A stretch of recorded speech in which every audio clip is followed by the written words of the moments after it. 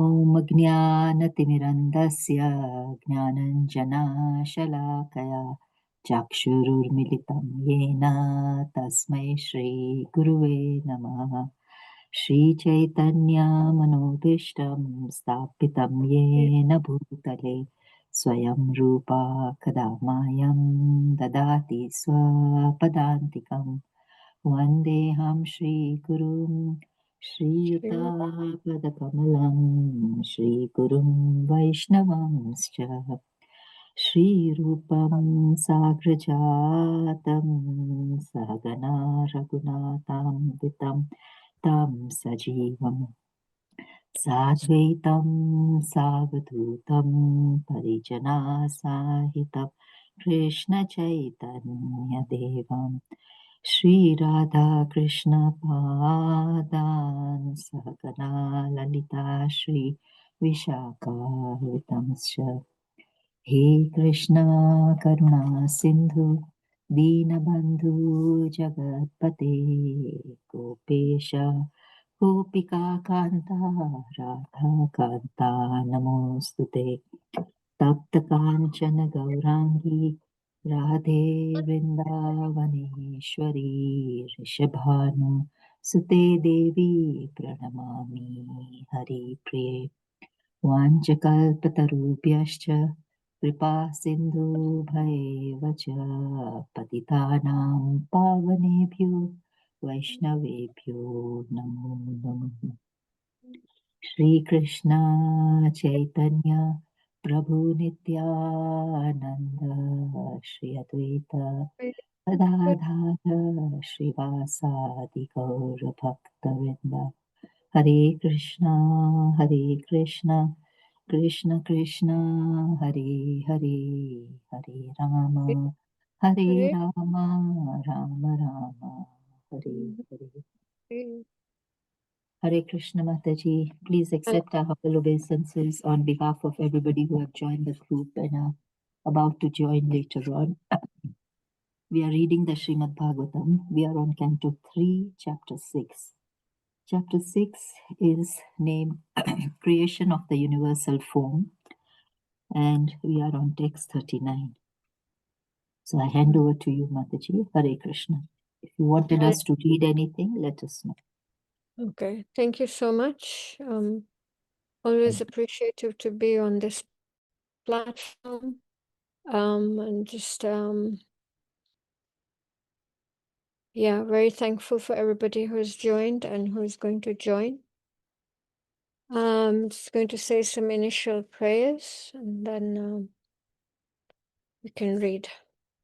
Jayatam Sarata Pangar Mama Manda Matergati Matsarvasya Padam Bhojo Radha Madana Mohano Divyadvrindaranya Kalpadramata Srimad Ratnagara Simhasanasto Shishirada Shila Govinda Devo Vaishali Bhise Vimano Smarami Shriman Rasa Rasarambhe Vamsi Vata Tata Stita Karshan Venu Svanir Gopir Gopinata Shreya Stunaham Narayanam Namaskrityam Naram Chaiva Narottamam Devim Saraswatim Vyasam Tato Jayamudirayat Nasaprayeshu Bhadreshu Nityam Bhagavata Sevaya Bhagavati Utam Shloke Bhaktir Bhavati Nastake Shrinvantam Swakatha Krishna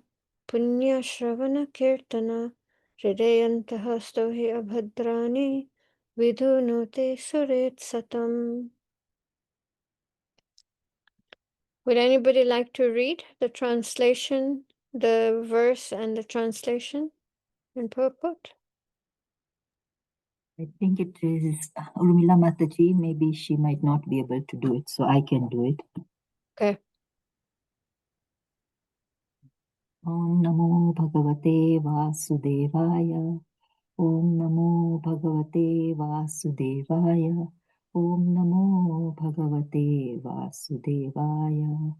Narayanam Namaskrityam Naram Chevam Narottam Devim Saraswatim Devim. यतो मुक्ति जयो मुदीरते नष्टप्रायेषु अभद्रेषु नित्यं भागवतसेवया भगवती उत्तमश्लोके भक्ति नैष्टिकी.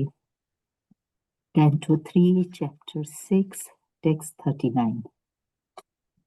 Ato bhagavato maya mayinam apimohini yat swayam chatta vartmatma na vede kim uta pare. Ata, therefore, bhagavata, godly, maya, potencies, mayinam, of the jugglers, api, even, mohini, enchanting, yat, that which, swayam, personally, cha, also, atma, vartama, self-sufficient, atma, self, na, does not, veda, no, kim, what, uta, to speak of, apare, others. Would you like me to read the translation and purport? Yes. Translation and purport by Srila Prabhupada. Srila Prabhupada ki jai. The wonderful potency of the Supreme Personality of Godhead is bewildering even to the jugglers.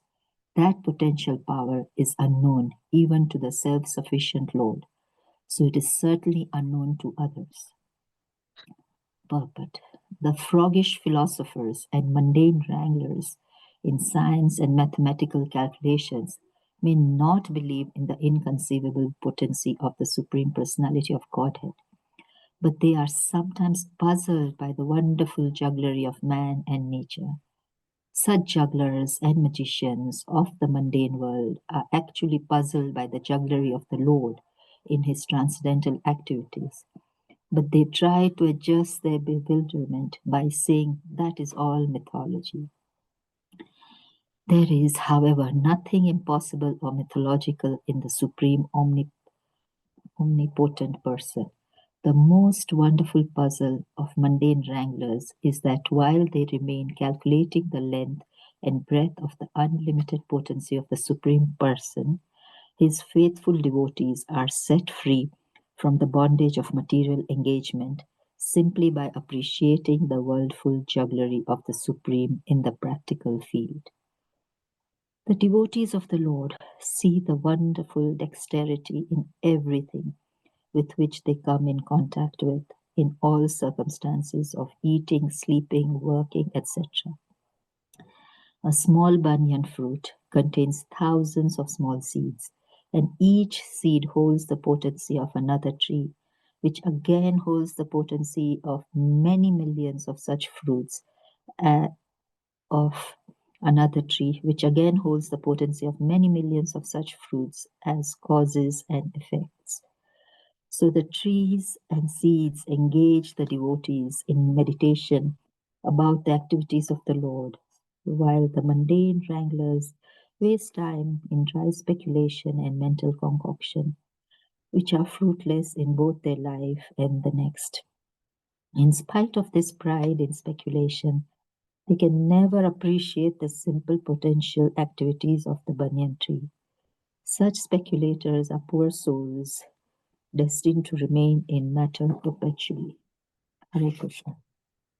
Over to you, Mataji. Thank you so much. Reading so nicely, always.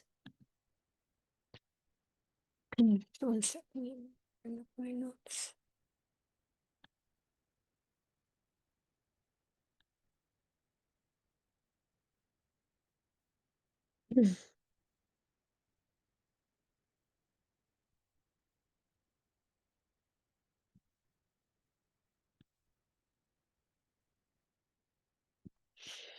Okay.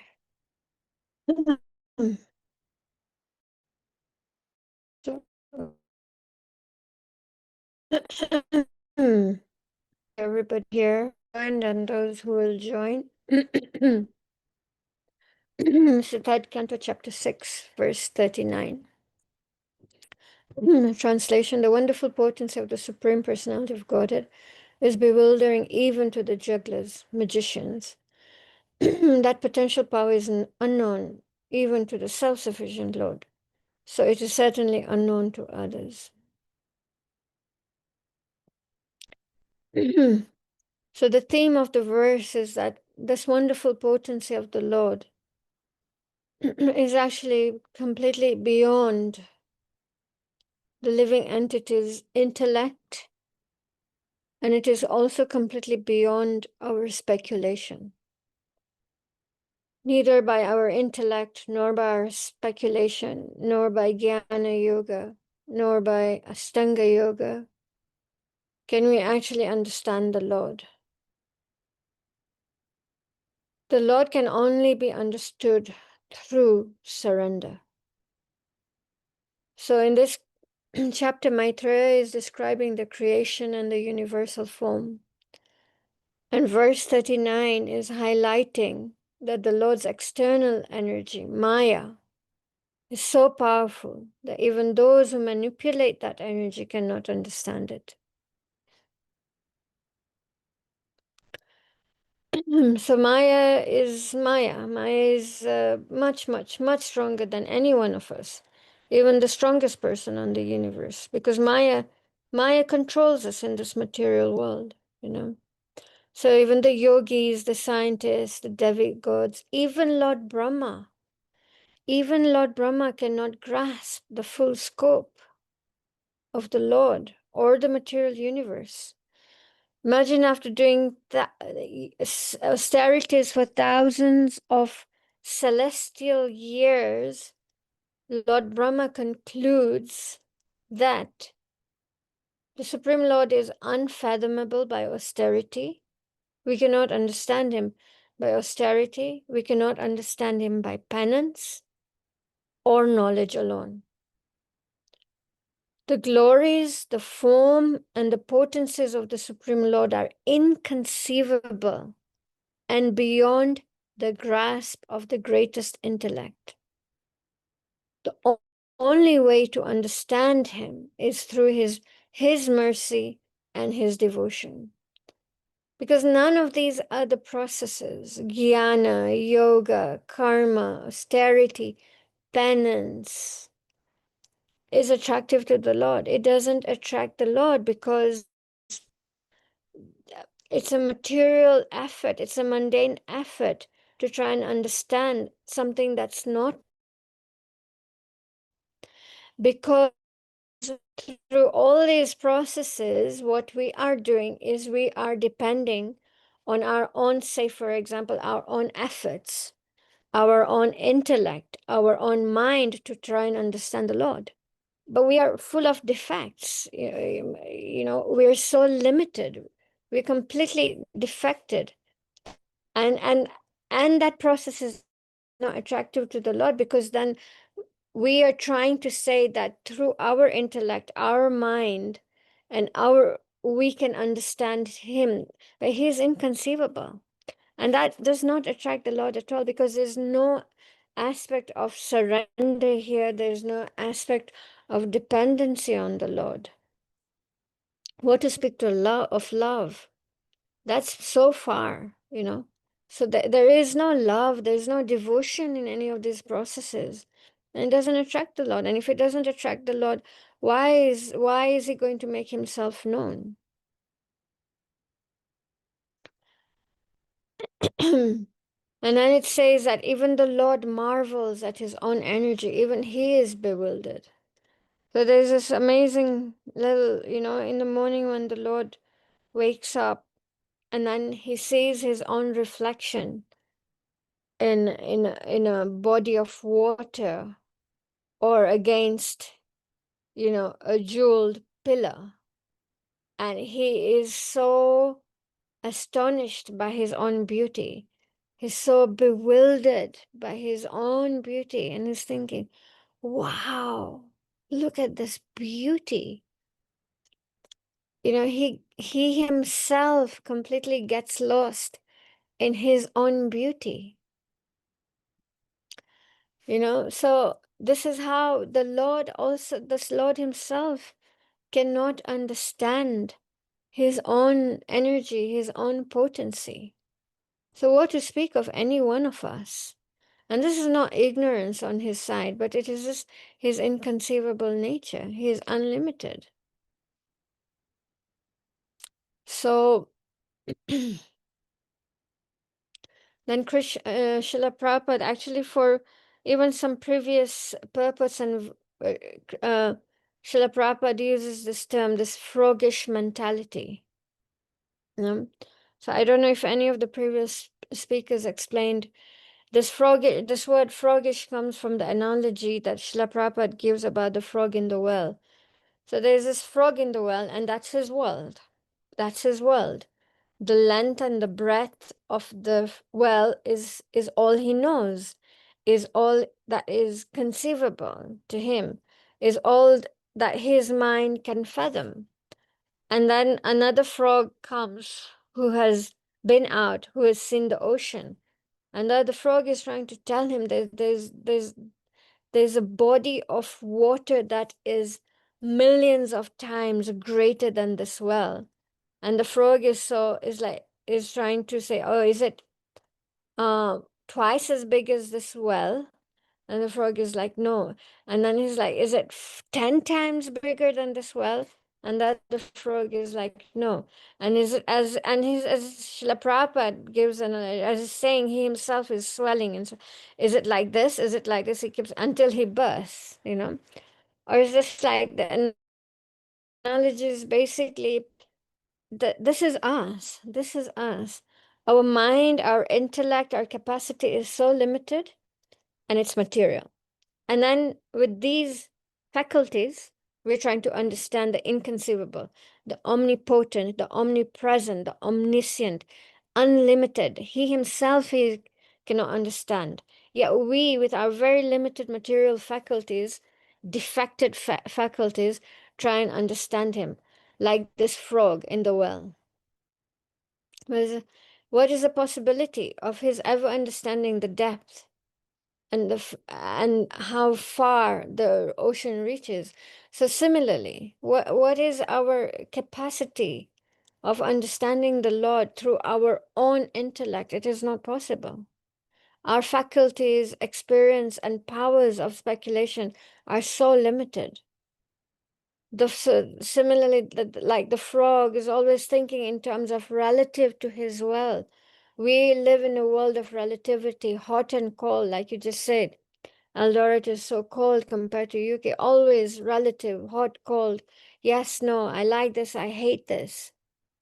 And we have no, like the frog, we have no power to think otherwise. We're just basic three-dimensional human beings. But Krishna is multidimensional, unlimited dimensions, Can we conceive of even a fourth dimension? We cannot.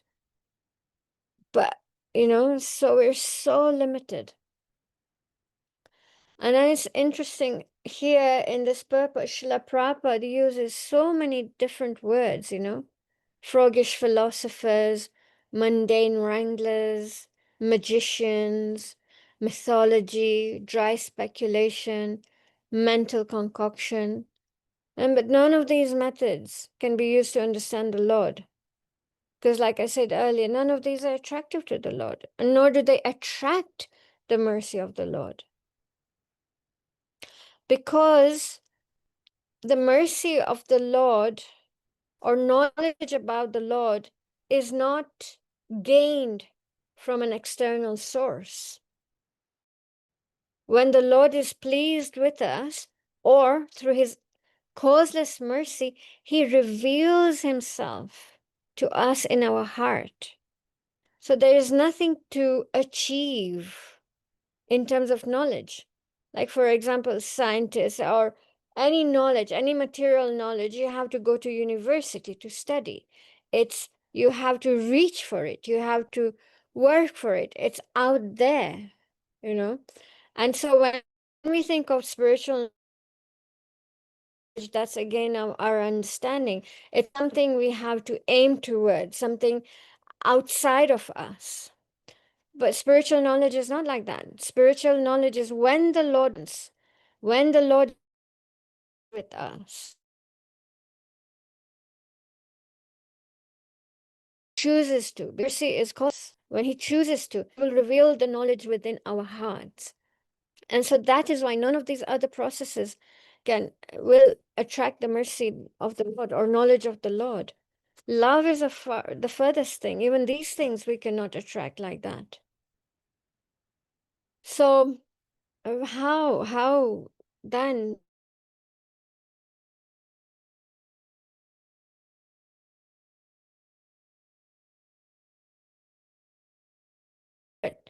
through the lens of our false ego, through the lens of our pride, through our own efforts? So Srila Prabhupada then explains in the purport that while these above groups of people remain calculating, inquiring, debating, and disagreeing, faithful devotees are purifying themselves and making spiritual progress, freeing themselves from the miseries of this world simply by appreciating the glories of the Lord. So while these are the groups of people that Srila Prabhupada has described in so many words that I just mentioned above, they're wasting their time using their intellect, their brains, trying to calculate who the Lord is or his potency, inquiring, debating, disagreeing. They just use the scriptures like a chessboard, yes, no, this, it's like a game for them, you know. So while they're wasting their time, the simple, faithful, humble devotees, they're making progress through the chanting, the hearing, the reading, the associating. They're getting purified. Their hearts are getting cleansed. And they're freeing from this bondage to this material world just by appreciating the glories of the Lord, just by having faith in the scriptures. It's not mythology. These are facts. This is scripture. So wonderful, wonderful verse. Janma karma chame divyam evam yo veti tattvataha tyaktva deham punar janma naiti mam eti sorjuna. One who knows the transcendental nature of my appearance and disappearance and activities does not, upon leaving the body, take his birth again in this material world, but attains my eternal abode, O Arjuna. So activities and disappearance, Lord, we do, and we do not die again. So, this verse just sums up everything that this purport is saying. Simply by being devotional. 926. Patram Pushpam Phalam, and then in that verse, he mentions bhakti twice, bhakti uparitam. Only through devotion we can please. And only through that pleasing element is there a possibility of slightly understanding the Lord. So again, wonderful verse. One who knows the transcendental nature of my appearance, activities, and disappearance does not, upon leaving his body, take birth again in this material world, but attains to my eternal abode. So the problem with the scientists, they're estimating the absolute truth, the cause of all causes, with their imperfect senses and minds, and hence they're bound to be bewildered, confused, more lost, And their fault is that they have adopted the inductive process to arrive at their conclusions. You're a scientist, Bhakta Muga is a scientist, so you understand. Before you prove a theory, you have to prove the opposite wrong. So you have to, before an experiment is proven, that's why it's all a theory. So the example given, if a scientist wants to determine whether or not man is mortal by the inductive process, he has to study every man to discover, to prove that a man is mortal. But that is not possible. So he has to study every man to discover if some or one of them may be immortal. So then that's why it's always a theory. It's never conclusive. So this is how they try and gain their knowledge, inductive. So they can never prove anything they can say, because there might be one mortal man. So therefore I cannot access. So they'll study for thousands and thousands, does that mean? And they'll never.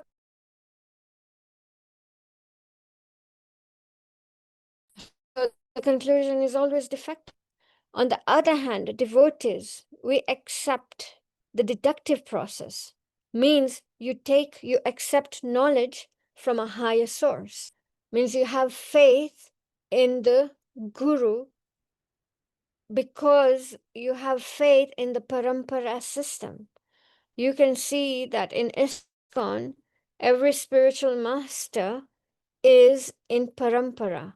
He has a guru who had a guru going all the way to Krishna. And this knowledge is passed down through the guru is known as a transparent via medium, means he's transparent, means he's like a postman. A postman is given a letter. Does the postman then go somewhere, open the letter, and change the information on the letter? No, he doesn't do that. He takes the letter from A and takes it to B, and that's it. The message is not distorted, the message is not changed. So this is the importance of the parampara system. The knowledge is coming down from Krishna. The message has not been changed.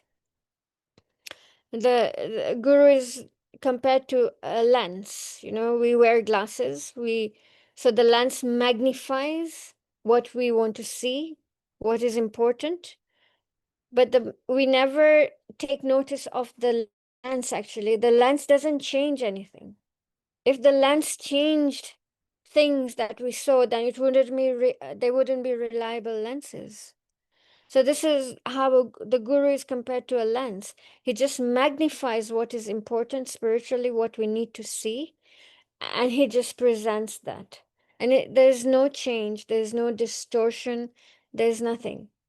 So that means that knowledge that we're getting from the guru, from Srila Prabhupada, is as good as getting the knowledge from Krishna, because it has not been changed. And this is the absolute importance of understanding why parampara and sampradaya is so important. So important. So therefore, our process is deductive, that we're accepting knowledge from superior masters, ultimately going back to Krishna. So if your guru says that man is mortal, you accept it simply. It's that simple. Life becomes so simple.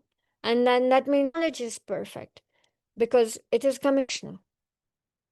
So this is how simplified life becomes. This is how simplified knowledge comes. And this simplification Srila Prabhupada has presented to us. So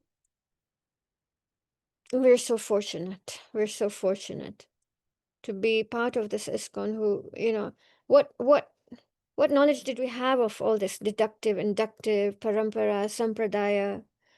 The fact that we've landed on in a genuine sampradaya with a fixed parampara that hasn't been broken. Just how fortunate. How fortunate. How fortunate are we? And it's nothing of our doing.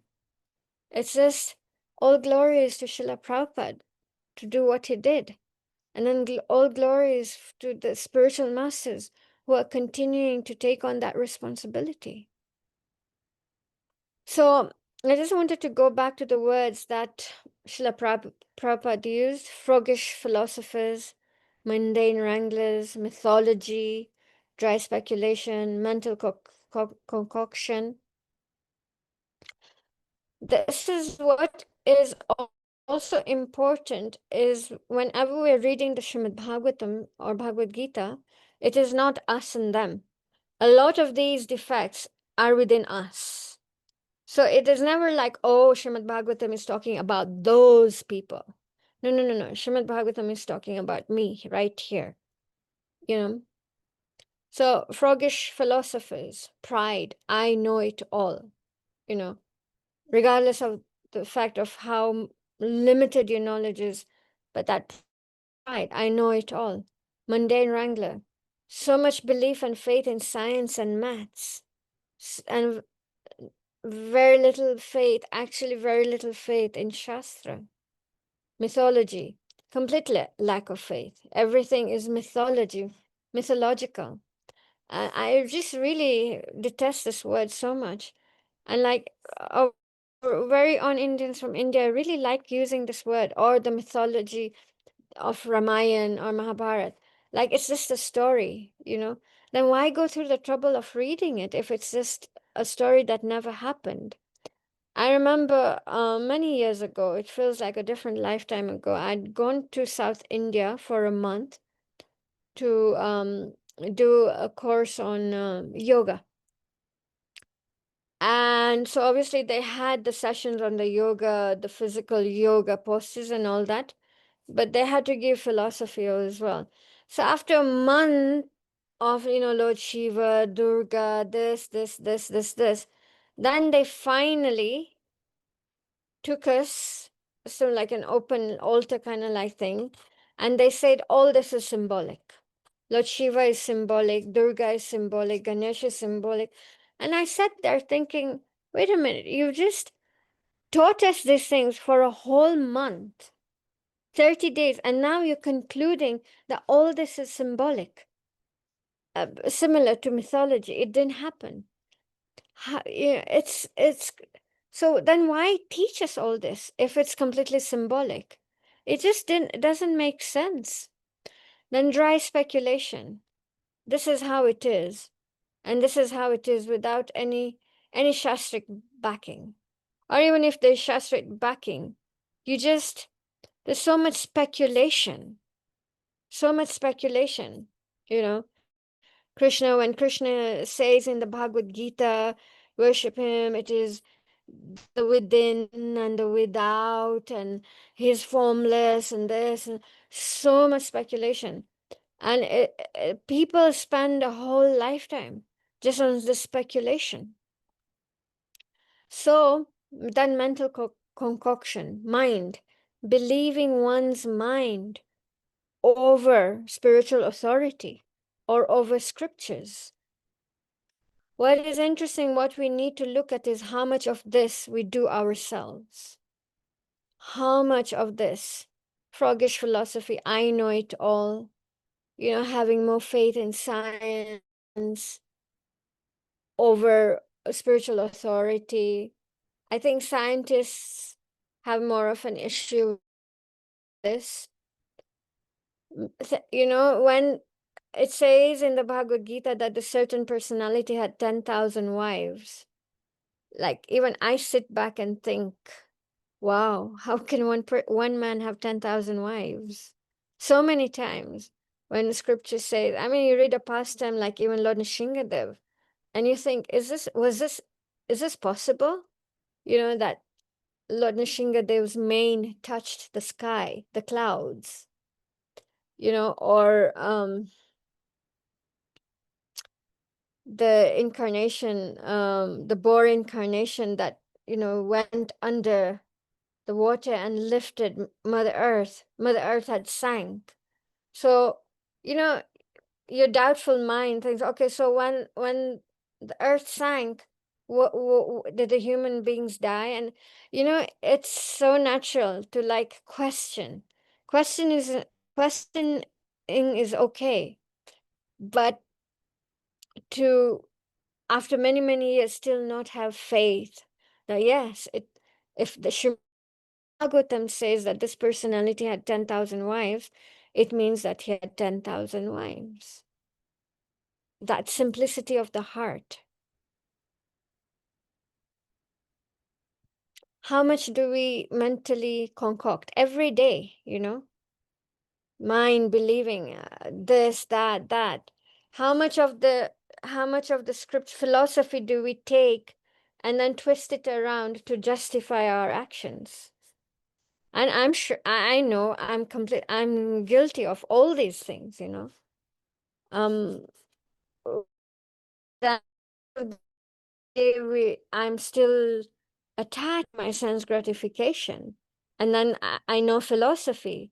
So we do so much of that. We use a philosophy. You know, you can use Shastra to justify a murder.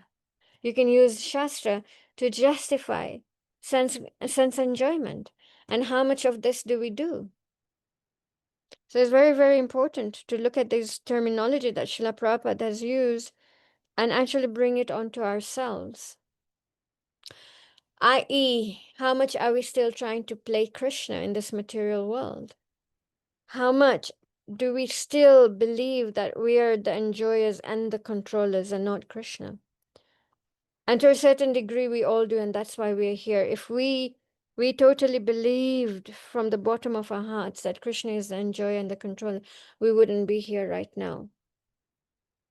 We're still here in this material world because we're still trying to play Krishna, and we're still, to a certain degree, envious of Krishna.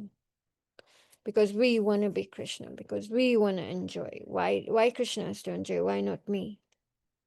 So if we are envious of Krishna, if we're still trying to play Krishna, then a lot of these things we are doing, speculation, mental concoction, uh, not believing completely in Shastra, not having that complete faith. So it's nice to just take time out and think, okay, how much of all this, to what degree is my heart becoming pure through the chanting and the reading? Because for sure we are all doing this, but for sure also through the process of chanting and reading and associating, our hearts are getting purified. So this requires simplicity. To turn this around, it requires simplicity. That wonderful example that I've used so many times. Narad Muni, Krishna sends Narad Muni to collect dust from the feet of his devotees because he says it's the only thing that's going to mitigate his headache.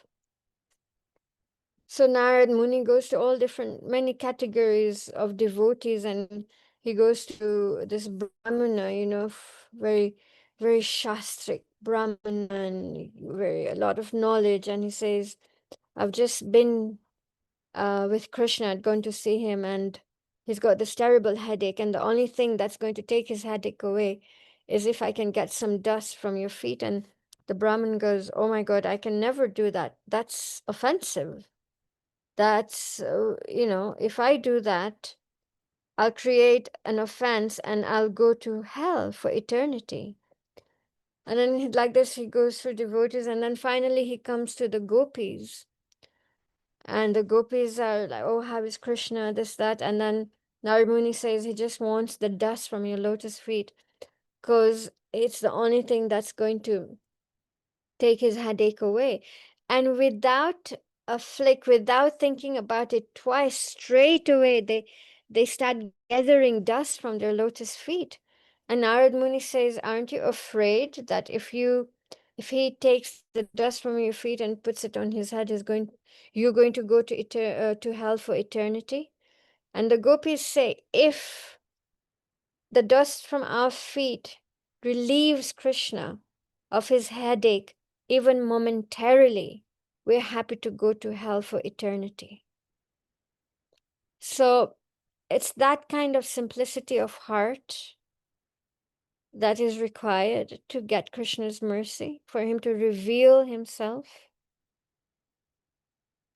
So simplifying, keep it simple, you know. And we should take guidance at every step. You know, like we have Google Maps, and our roadmap is the instructions given to us by our spiritual master. We have a lot of instructions given by Srila Prabhupada, and then we have specific instructions given to us by our spiritual master. You know, and those instructions have to become our roadmap, have to become our Google. This is so important. And to come to a point where you not have a drop of a doubt in the instructions of Srila Prabhupada, Bhaktisiddhanta Saraswati Thakur, and your spiritual master. And that is when you develop the simplicity of the heart. Okay, Guru Maharaj said this, okay, fine. Even if doubts come in, okay, no problem. Yeah, get your doubts clarified by through other devotees. That's important also. So the remaining time, I just wanted to say, which is very connected to this purport, is also, you know, Krishna reveals through his mercy and devotion. And so similarly, in a few days, Kartik month is starting. For some of us, some devotees start from today, Ekadashi, or it's starting on Tuesday. 2 fingers too short, whether you're sure that she couldn't tie that rope. Always 2 fingers too short. And it was endeavor and the mercy of Krishna. Those are the two fingers represented. Our endeavor and then Krishna's mercy. So our endeavor to understand him through the process, through the process of simplicity, of humility, of accepting authority, and then his mercy. So Kartik coming up, we should be thinking about our vows now. If we haven't already, it's not too late. Very important. Kartik month is so special. So special. So I just want to show, if you just give me sharing rights, just some points I have on this.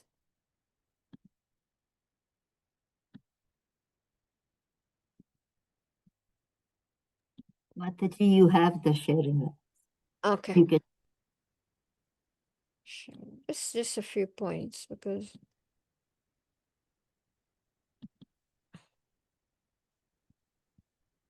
so into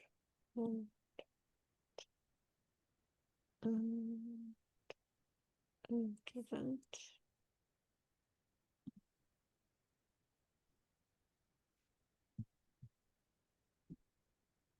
Okay, so some of the things that you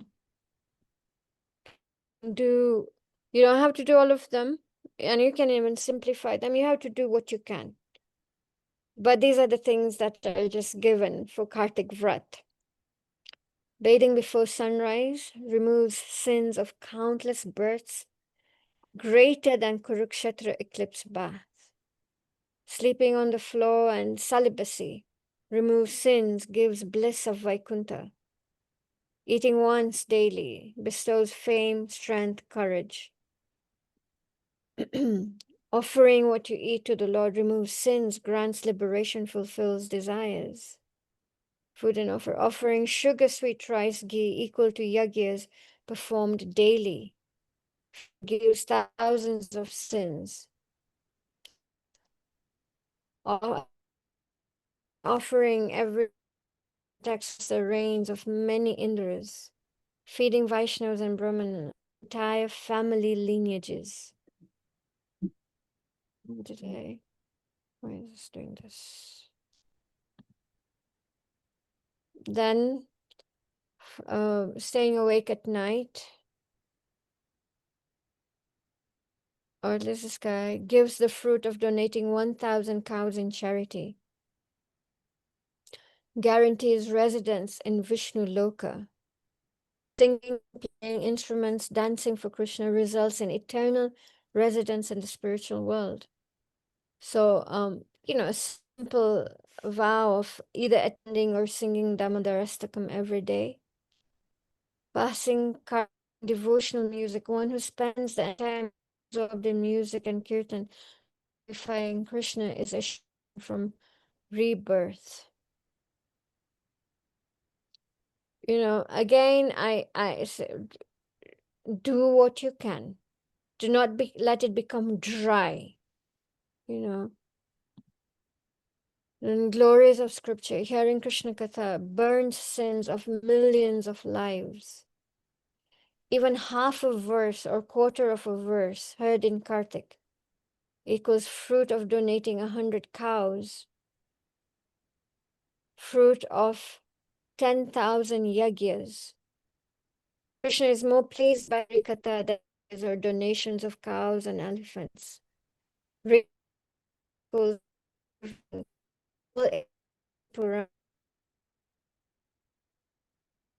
or rebirth, freedom from birth and death. Tulsi and Seva, tending Tulsi equals attaining a form like Vishnu, delivers ancestors. Wow. Serving saints, feeding cows, and being with Vaishnavas equates especially powerful in Kali Yuga. Drawing mandalas in temple shines with heavenly brilliance. Burning a guru and camphor assures liberation, freedom from rebirth. So this month is the most sacred month, dearest to Lord Krishna, because Srimati Radharani is the presiding deity of Kartik. Hence it is called Radha Damodar month. Krishna is worshipped with Radha's mercy in this month. It is compared to Satyuga of the Yugas, Mother Ganges among rivers, Vedas among scriptures. Kartik is praised as the crest jewel of months. All holy rivers and tirthas gather in Mathura Vrindavan during Kartik. The results of Kartik Vratas extend up to 100 lives, whereas normal vows last for only one life. Krishna is especially Bhakta Vatsala, affectionate to his devotees in Kartik. Just as he allowed Mother Yashoda to bind him, he becomes easily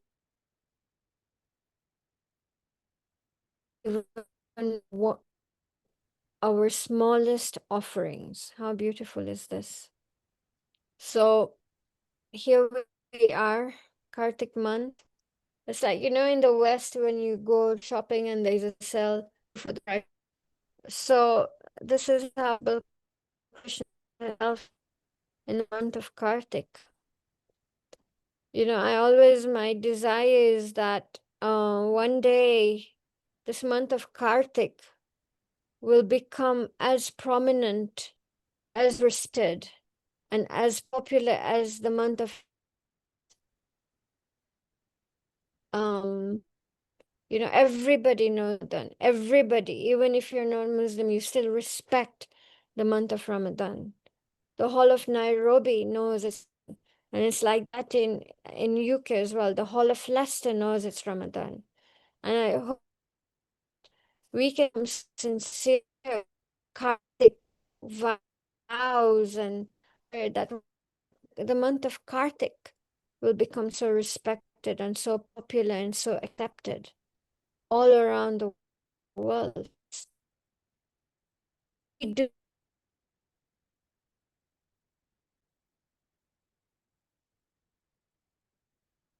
what we can do. Push yourself. Nobody will achieve anything in your comfort zone. Nobody, whether material or spiritual. You can't achieve, you have to push yourself. So what a special month. What a special month. So if you haven't already, think about your vows. Whatever you can, whatever time allows, whatever your body, your mind allows. Don't overdo it, because then you won't be able to maintain it. Something that you can maintain. Do it with devotion, do it with your whole heart. And we can attract the mercy of the Lord.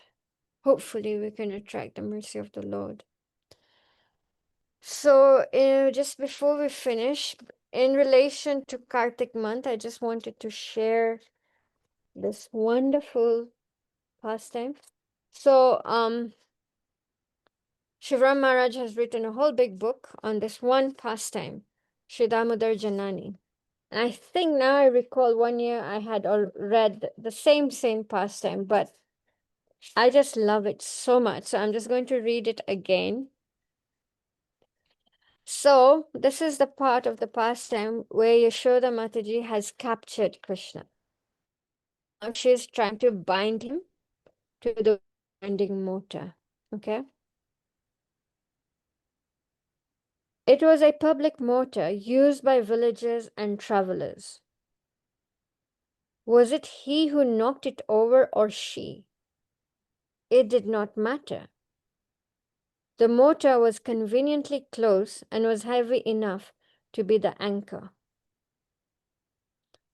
Krishna understood what was on her mind. So Krishna is thinking, she's not tying me down, is she? And she's not tying me down definitely to that.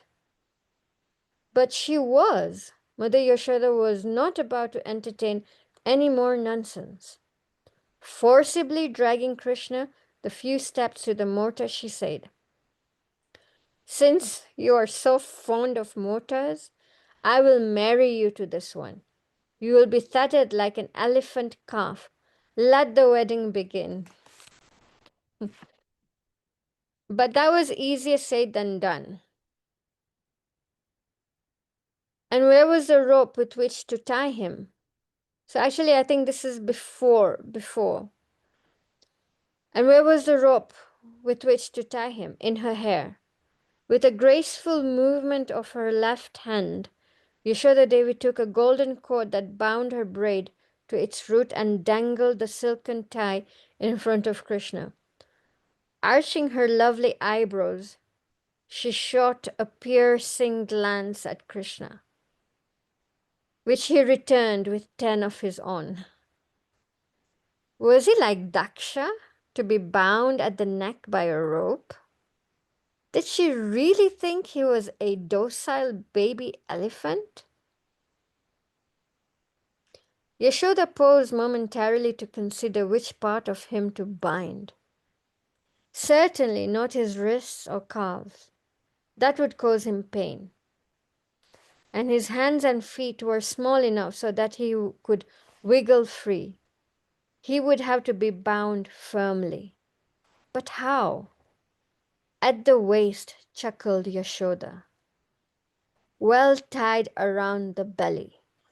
Then she says, your chubby behind, meaning his chubby bum. So she says, your chubby behind and your skimming head will not allow a rope to slip free. She giggled at her joke. And then Krishna is thinking, that's not funny. Krishna did not know whether to scream or cry. How could she humiliate him in this way? Just because I'm her son does not mean that I take birth. And just because I look like a human does not mean that I'm mortal.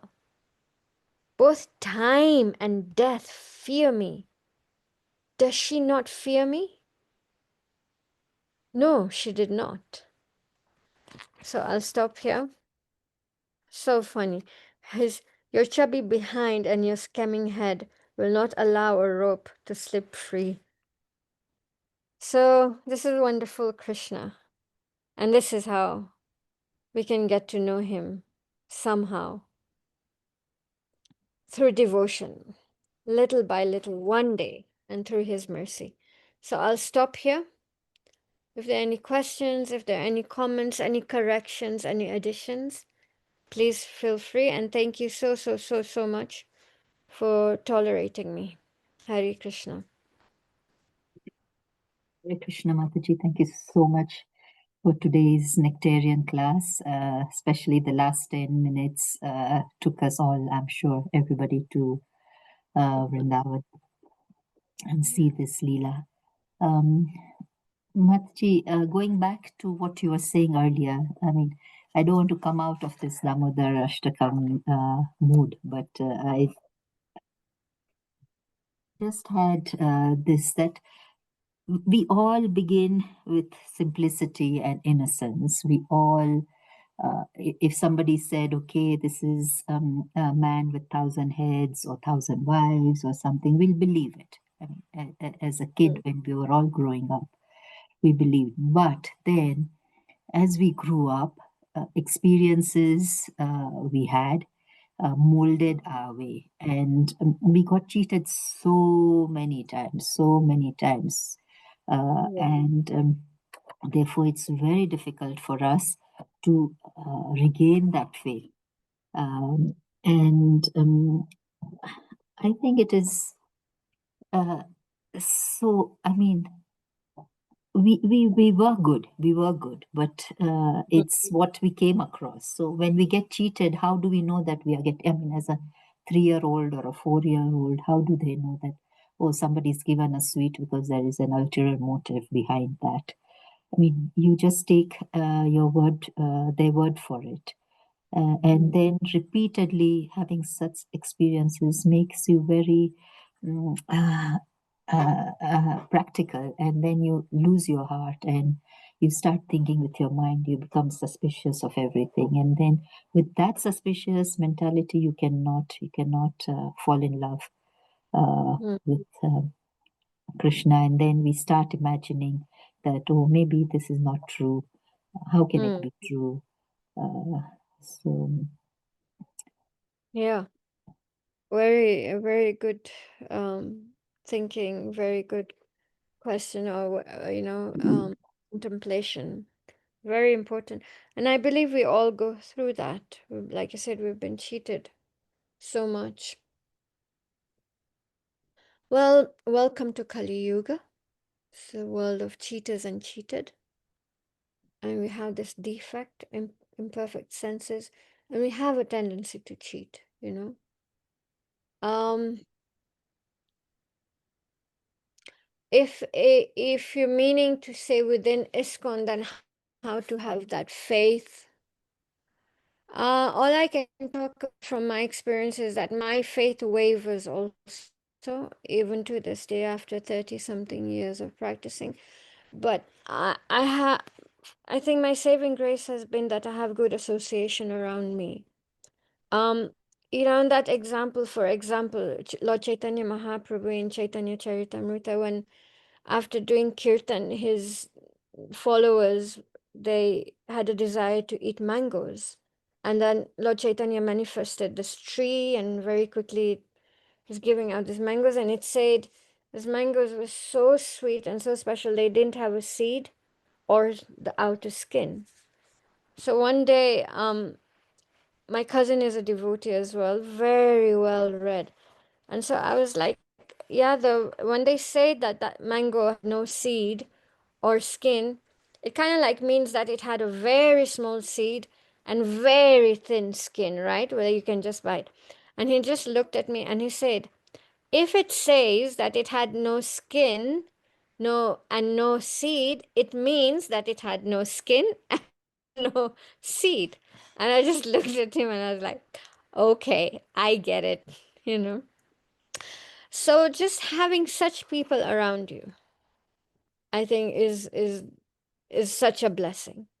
We're just going to, you want to go off track, you're off track, we'll just very quickly, within minutes, bring you on track again. I've had my existential questions about, are we from the spiritual world? Why did we, or have we never been? And I had this thing, and I went through it for a few months. Neither of it seemed fair. Whether we've been and we're down, or we've never been, neither of it seemed fair. And again, he's like, okay, yes, okay, fine. Existential questions, we all go through it. But the way he explained all these things, and other devotees, there's Umapati Prabhu, there's just devotees. Madan Gopal Prabhu is so good as well. So it's so important to clarify these doubts with people who don't have these doubts, who are so convinced.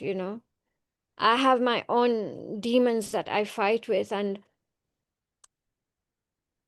I think I've just come to the conclusion that even if I don't agree with a few things that my own Guru Maharaj that has stipulated so strongly, I don't agree because I'm the dumb one, because I'm the proud one, because I'm the one with the false ego. Nonetheless, I've decided, okay, I don't understand it, but I'm just going to follow the instruction, and then it'll take me where it'll take me. Yeah, I've been struggling with, and this actually since my Guru Maharaj left his body, just certain instructions is left in the will, and I just concluded, like, whatever it is my head, my silly mind, my limited brain. So I'm just going to follow, and it will take me where it'll take me, you know? So just somehow or another, getting your doubts clarified, convincing yourself, like, okay, maybe some things are wrong, many things are wrong, but would you rather be anywhere else in any other organization doing anything else? No, never. So then may as well just become completely loyal to Srila Prabhupada, his teachings and his followers and his disciples and his grand disciples. Ah, mm, Even if there's something wrong, or they're not 100%, or they're not 100% pure, I still think we will not lose out. I think there's so much more for us to gain by just being loyal. That's my conclusion. I don't know if it helps you in any way. I mean, there could be more scriptural answers, but this is the answer from my heart. This is how I make it work for me. Thank you. Very heartwarming answer. And this is what we want. I mean, I know scriptural evidence is very important, but we are just in a very baby phase, as the question was that initially we were all innocent. So we are right now in all innocence, and we need to go back to that stage and believe, and then build up our faith on it. So Yeah. thank you very much, Mataji, for today's lovely session. And maybe next Friday also, if you can, because we'll be in Damodar in the Kartik month, and Yeah. we would appreciate if you read a few nectarian verses as well. So with that, I know Sure. I haven't asked anybody if there are any questions or comments. Are there any questions or comments? No, there are no questions or comments. I can conclude the session. Thank you very much, Mataji, for this wonderful class and for your association and giving us the practical tips. Let us all unmute and chant the Hare Krishna Maha Mantra once in glorification of Aishwarya Lila Mataji. Hare Krishna, Krishna Krishna, Hare Hare. Hare Rama, Rama Rama, Hare Hare. वाञ्छकल्पतरुभ्यश्च कृपा सिन्धुभैव च पतितानां पावनेभ्यो वैष्णवेभ्यो नमो नमः। Srila Prabhupada ki jai. Yeah. Jai. Thank you so Srimad much. Srimad Bhagavatam ki jai. Her Grace Aishwarya Leela Mataji ki jai. Hare Krishna, Hare Krishna. Thank you, Mataji, for the wonderful class.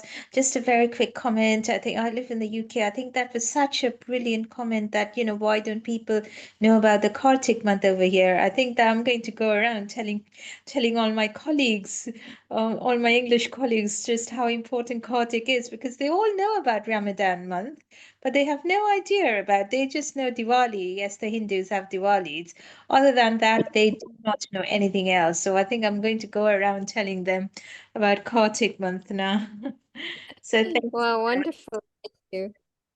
If the And cold goes away, I'll and be I wearing a also feel sari like, to work. So, sorry. Thank, oh, So that nice. they will then ask, is this a special day? Because that's what I do. And I say, yes, this whole Oh, month is right. going to be special.